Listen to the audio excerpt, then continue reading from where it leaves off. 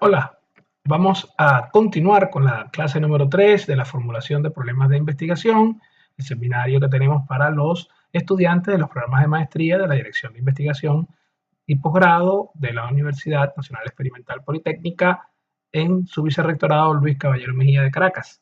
La clase que atendemos ahora es una definición o tratar de comprender mejor qué es un problema de investigación o qué son los problemas de investigación, y continuamos a partir de la presentación de PowerPoint que tendrán disponible o que tienen disponible en su carpeta de Box, justamente donde habíamos terminado el video instruccional anterior. Como siempre, vamos a ajustar el temporizador en un nuevo lapso de concentración de 25 minutos para tratar de ceñirnos a él y culminar la lección de hoy. Sin más preámbulos, vamos allá.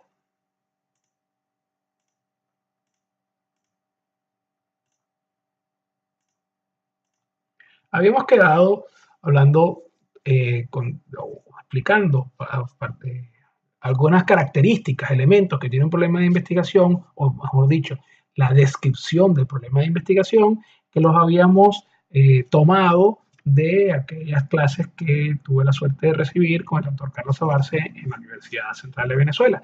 Y habíamos dicho que la característica que nos permite construir una descripción del problema está basada en hechos, que los hechos tienen que soportarse en datos y que normalmente emergen de estos hechos causas y consecuencias, que las consecuencias las podemos utilizar para apuntar a la justificación y el interés por realizar la investigación, y que las causas suelen apuntar a diagnóstico, evolución o solución. Si apuntan a solución, entonces podríamos darnos cuenta de que el problema que estamos planteando es un problema de acción y no un problema de investigación. En cambio, si más bien lo que nos da es idea sobre posibles hipótesis de trabajo, podríamos tener más confianza en que el problema en efecto es un problema de investigación. Para ilustrar esta forma de ver la construcción de la narrativa de un problema de investigación, vamos a tomar como ejemplo el proyecto de tesis doctoral de la profesora Raquel Centeno, que presentó también de ese seminario del doctor Sabarce, presentó para optar al grado que hoy tiene en Gestión de Investigación y Desarrollo de la Universidad Central de Venezuela.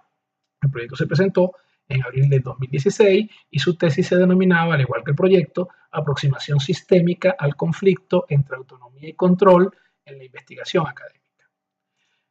Hizo una red de hechos.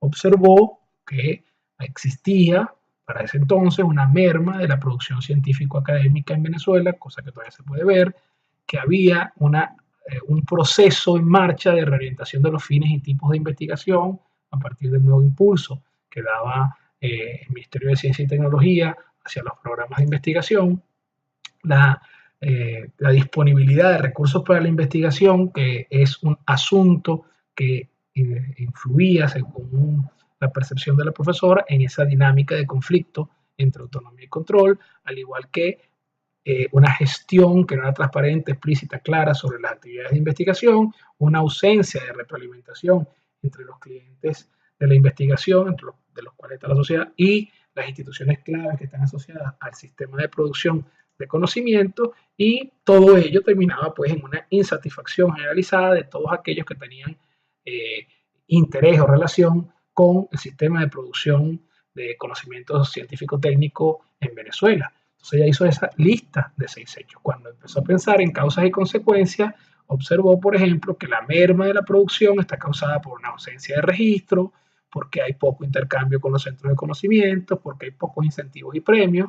También notó, como habíamos dicho en la lámina anterior, que la gestión no explícita de la investigación y que la ausencia de retroalimentación fomentaban la merma, eran causa de la merma. Cuando empezó a ver las consecuencias, dice, si tenemos un sistema que tiene una merma en la producción, va a ser insostenible, va a tender a descalificar a las instituciones universitarias, va a incrementar el costo y la ineficiencia del sistema y va a debilitar el desarrollo o el potencial de desarrollo que tiene el país, porque el desarrollo está asociado a la actividad científica.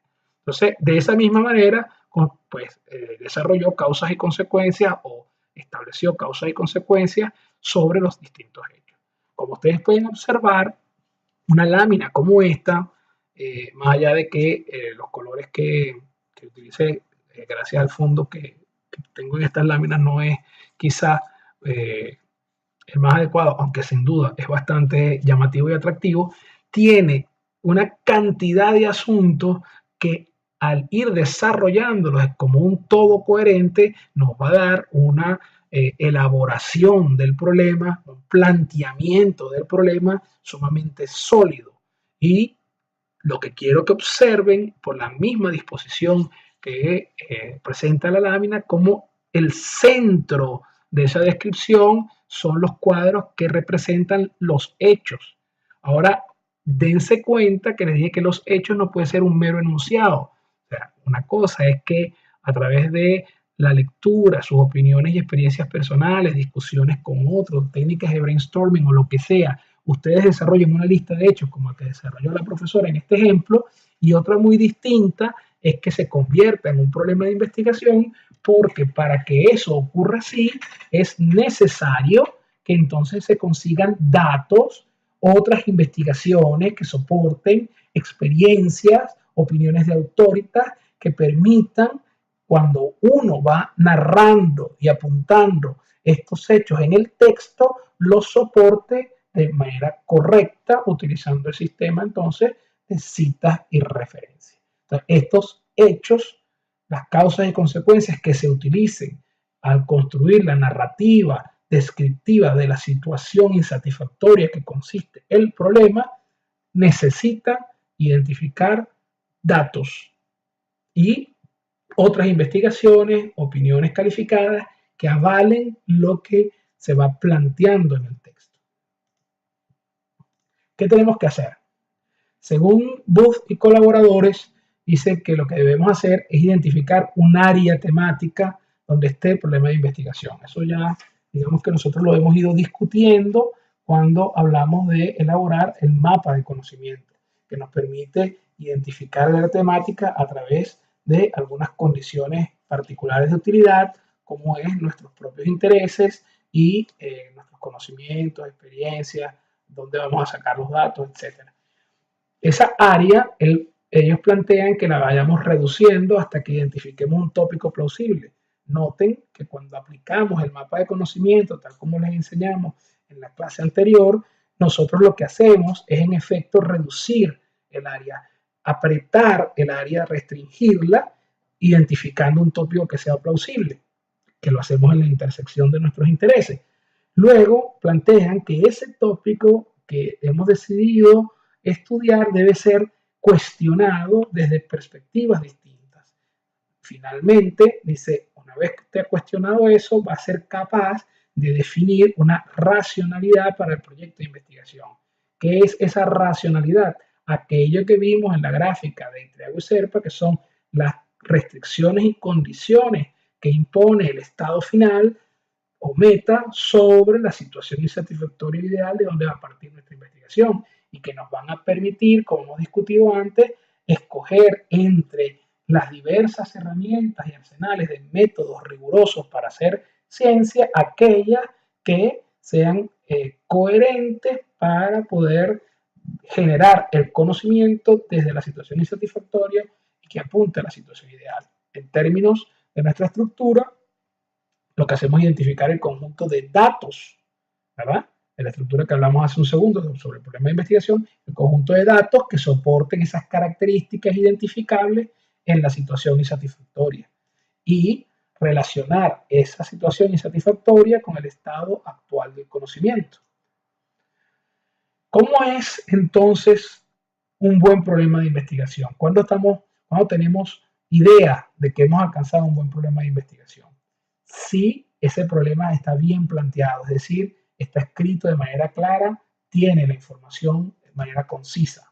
Es apasionante, nos interesa a nosotros como investigadores ejecutarlo, pero no solamente puede ser apasionante para nosotros, tiene que despertar el interés de alguna comunidad científico, técnica o profesional que esté relacionada con el área de investigación. Tiene que poder plantearse desde múltiples perspectivas. Como planteaban Booth y colaboradores, hay que cuestionarlo desde múltiples perspectivas. Una forma de saber qué admite cuestionamiento desde múltiples perspectivas es presentarlo ante un grupo de personas razonables y notar cómo se generan puntos de vista diferentes. Por ello es que las tareas que ustedes hacen y colocan en el wiki tienen como contrapartida los comentarios de ustedes mismos a eso que presentan para simular en este ambiente interactuado por la tecnología que presentamos eso ante un grupo de personas razonables y obtenemos en efecto algunos puntos de vista que pueden ser diferentes. Y por último, y porque sea lo último no significa que no es menos importante, sino quizás sea lo más importante, es que el problema que se plantea en efecto pueda ser investigable. ¿Y qué significa que sea investigable un problema? Que es factible porque tenemos recursos, tenemos datos, tenemos los conocimientos y si no los tenemos los podemos adquirir, tenemos el tutor que nos puede orientar o el grupo de trabajo, de laboratorio, etcétera, que nos puede ayudar a realizar las diferentes tareas. El problema que estamos planteando aporta, no es un problema trivial, establecimos a través de la literatura que genera algún grado de acumulación o avance en el acervo de conocimientos y nos permite insertarnos en esa conversación asíncrona que finalmente es la investigación y no es un problema interminable. Va a tener unos lapsos, va a tener unas expectativas razonables de que va a poder afrontarse porque tiene un alcance que está delimitado. Es claro cuál es nuestro objeto de estudio, es claro cuáles son nuestras unidades estadísticas o nuestros informantes para recabar la data que va a hacer posible los análisis y generar entonces el conocimiento. Y si todo ello está allí, entonces estamos ante un problema que sin duda será un buen problema de investigación. Recientemente, un blog al que estoy suscrito, de Pedro Margoles, planteó en un correo que nos envió a los suscriptores lo que yo voy a llamar la fórmula Margoles. Ese blog es un blog interesante que pueden consultar, que tiene diversidad de recursos y además está escrito en español, se llama Neociencia y allí pues van a poder tener diferentes herramientas más allá de la que estoy colocando ahora. La fórmula de Margoles plantea 4 elementos. Él dice que lo primero que debe tener un problema para que valga la pena investigarlo es que sea novedoso. Quiere decir que lo que queremos hacer de por sí o es una innovación porque no se ha hecho antes o si se ha hecho anteriormente, la perspectiva, la forma en que se abordan, los métodos, las teorías en las que se soporta son originales. Entonces, lo que trata él de establecer en el elemento novedad es si esa idea, tal como se plantea, ha sido realizada o no. ¿Dónde averiguamos eso? Exactamente, en la literatura, tal como hemos venido diciendo a lo largo del seminario. El siguiente elemento es la relevancia. Si uno quiere presentar una idea de investigación que sea no solo interesante para nosotros, sino interesante para los demás, debe abordar necesidades, problemas, asuntos de una audiencia con interés en el tema, bien sea la sociedad, bien sea un gremio profesional, bien sea un conjunto de industrias, un estado, una localidad. Si el problema es solamente interesante para nosotros o para un grupo muy reducido de personas, pierde relevancia, pierde impacto. Entonces, lo que él se plantea para saber si su idea es relevante es ver, que también se verá en la literatura, cuáles son, en el momento en que pretendes hacer la investigación, los problemas prioritarios del campo o del área de investigación donde está circunscrito ese problema o esa idea. Cuando tú planteas esa idea, atiendes alguna de las incertidumbres, de algunas llenas, algunos de los huecos o vacíos cognitivos que hay en el área, eso lo haría relevante. Luego está el interés, y el interés él lo plantea en 2 vertientes. El personal, como hemos dicho siempre, que es clave para poder tener éxito y terminar la investigación con un resultado que sea, bien sea un trabajo de grado, como en el caso de ustedes, una tesis, si estamos haciendo un doctorado, o un artículo de investigación, una presentación, una conferencia, un trabajo de ascenso, etcétera, para poder llegar a ese producto final, debe haber un interés de parte nuestra, de manera que abordemos el trabajo de investigación en forma sistemática y lo prioricemos entre la infinidad de cosas que uno tiene que hacer para que no se postergue y se concrete con éxito en un tiempo razonable. En la siguiente vertiente puede ser o es en efecto los demás. Y fíjense que aquí el interés replica en parte algunos aspectos de la relevancia, pero los replica con perspectivas completamente claras en términos de individuos, o sea, el individuo que realiza la investigación y los individuos que la consumen. ¿Quiénes consumen investigación? La comunidad académica y la sociedad a través de los mecanismos de difusión de conocimiento que tenemos desde la universidad y desde los centros de investigación para impactar en nuestro entorno. Finalmente, el cuarto elemento de la fórmula Margolles es la factibilidad. Entonces, eso lo que apunta es a que lo que queremos hacer se tiene que hacer dentro de la realidad, y la realidad está caracterizada por unas limitaciones y recursos que tiene el investigador cuando quiere hacer esto. Esos recursos son de distinta índole, algunos individuales como conocimientos y habilidades, pero esos conocimientos y habilidades se pueden tener de antemano, lo cual es muy bueno, o se pueden desarrollar con y durante la investigación. Lo importante es estar consciente de ello para saber qué tendrías que aprender, cuánto tendrías que aprender, qué tiempo te llevaría a hacerlo. Y por otra parte, las investigaciones poco o mucho van a consumir recursos materiales. Si son investigaciones de carácter experimental físico, consumen materiales. Si son investigaciones de carácter abstracto, filosófico, teórico, donde uno escribe, consumen tiempo, computador, papel, libros, artículos, cosas que se consultan.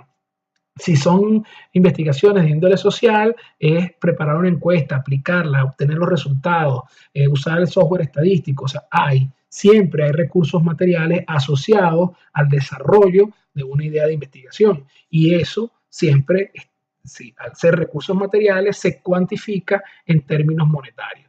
La inversión, si es la ciencia, como vimos en la aproximación, desde quien financia la necesidad, allí estará el dinero y uno compite por ese dinero o alguien compite por ese dinero y te propone una idea de investigación para desarrollarlo. Entonces tienes un presupuesto claro, emanado o emitido desde el origen del proyecto en el que tú te involucras. Pero si ese no fue el camino de aproximación, sino que es una idea propia que te interesa, que quieres llevar a cabo, entonces esa idea propia que te interesa y quieres llevar a cabo, alguien la va a tener que pagar y vas a tener que buscar un patrocinante que habitualmente suele ser uno mismo.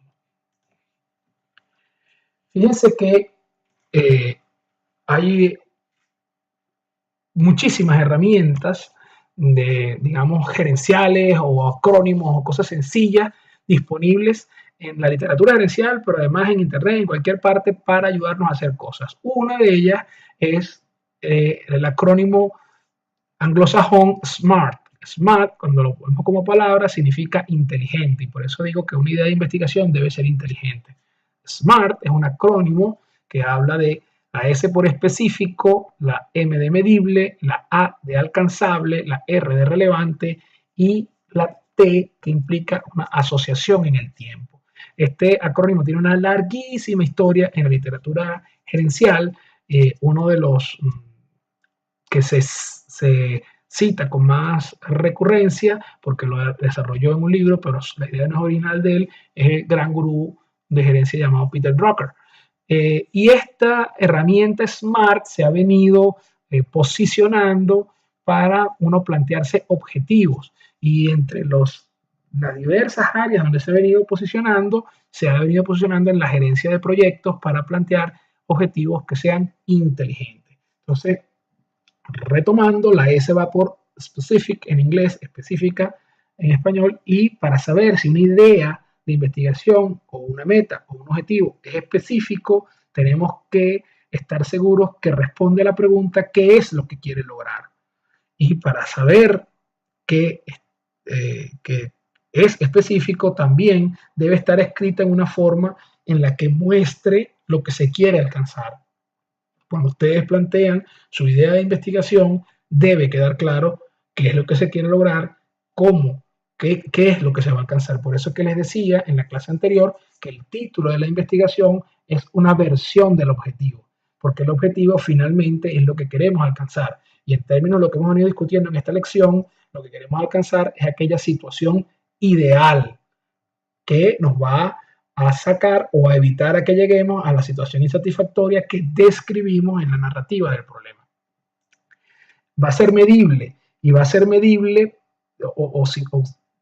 significa que es medible siempre y cuando nosotros podamos establecer la respuesta a la pregunta ¿cómo sabremos que lo logramos? ¿Eso qué quiere decir? Que los objetivos deben estar asociados a algún tipo de métrica, algún tipo de hito, cosas que sean fáciles de identificar que se llegó o no se llegó al punto. Hay formas de que esa métrica, además de todo, sea cuantitativa. Si eso es así, entonces nosotros podemos contar, mientras que estamos desarrollando la idea, lo que vamos logrando y ese conteo nos va a poder servir para determinar si hemos avanzado o no hemos avanzado. Cuando decimos que es alcanzable, lo que queremos es plantearnos si tenemos los recursos y las habilidades para desarrollarlo. Y si no los tenemos, como decía la fórmula de Margolles, preguntarnos cómo los vamos a obtener, en qué parte del proceso investigativo nos vamos a dedicar a aprender esas herramientas, cuánto tiempo nos va a llevar, quién nos puede ayudar con ellas, cuáles de ellas las podemos delegar en alguien más sin comprometer la integridad de la investigación, que es un esfuerzo para el caso particular de los títulos de posgrado, un esfuerzo individual inédito, no así para la investigación libre que se hace en grupos de investigación, como ustedes observarán o han observado ya en los artículos que han revisado. Es muy común que los artículos sean de múltiples autores, porque en el término ideal, cuando todo funciona bien, y hay múltiples autores en un artículo, cada uno de ellos hace contribuciones distintas que permitieron el logro y el desarrollo del artículo tal como se lee. El esfuerzo que queremos hacer es realista, tenemos el tiempo, tenemos los recursos para hacerlo o no. Eso es lo que nos permite distinguir si es alcanzable. Será relevante cuando lo que hacemos tiene un para qué, tiene un significado. Y ese significado para qué también está asociado a otros a los cuales les va a aportar algún tipo de beneficio si se logra. Nuestro conocimiento, el conocimiento nuevo que estamos generando, engrosa el acervo de conocimiento de un área científico, técnico, profesional o humanista, incluso depende de lo que estemos hablando, pero recordemos que la clase está enfocada a programas de maestría en ingeniería. Y cuando hacemos eso, entonces ese nuevo conocimiento que estamos aportando tiene que generar beneficios. El mínimo beneficio lógico que tiene que generar es que ese conocimiento esté en disposición y habilite nuevos problemas para otros miembros de la comunidad y para uno mismo. Pero puede generar otro tipo de impactos, puede generar impactos económicos en términos de que al ser aplicado esto en distintas organizaciones puede generar más beneficios o reducir algunos costos o ambas cosas. Puede generar impacto social en términos de que al ponerlo en práctica mejora la condición de vida de grupos de interés. Puede también mitigar riesgos futuros de cualquier índole que puedan afectar a un sector o comunidad.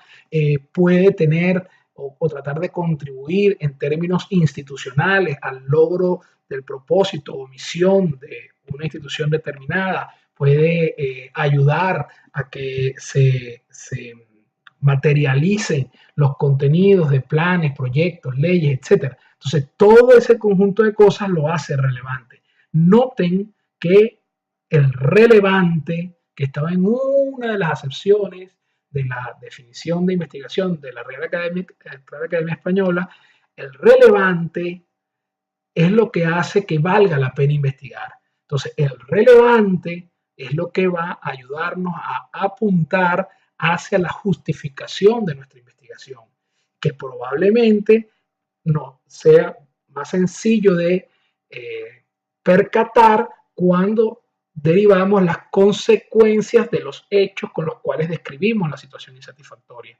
Todo ello va a ser nuestra investigación relevante y ahí vamos a sacar ideas de justificación.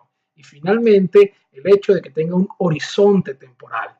Cuando uno se plantea un proyecto en cualquier índole, pero particularmente también un proyecto de investigación, hay unos lapsos que debemos de tratar de establecer y luego, por supuesto, tratar de ajustarnos para cumplirlo y terminar con cierto éxito. Entonces, uno tiene que tener una proyección de los momentos o los hitos donde iremos entregando los diferentes productos para terminar de haber resuelto todos nuestros objetivos específicos, lograr nuestro objetivo general y presentar los resultados en un documento que siga ciertas pautas metodológicas para que pueda ser leído y revisado por nuestros pares o por la comunidad de investigación. Entonces, el horizonte temporal es importante, ajustarnos a un cierto horizonte temporal y para ello debemos de planificarlo con sensatez, de manera de que no nos coloquemos unos lapsos que sean extremadamente presionantes pero irreales,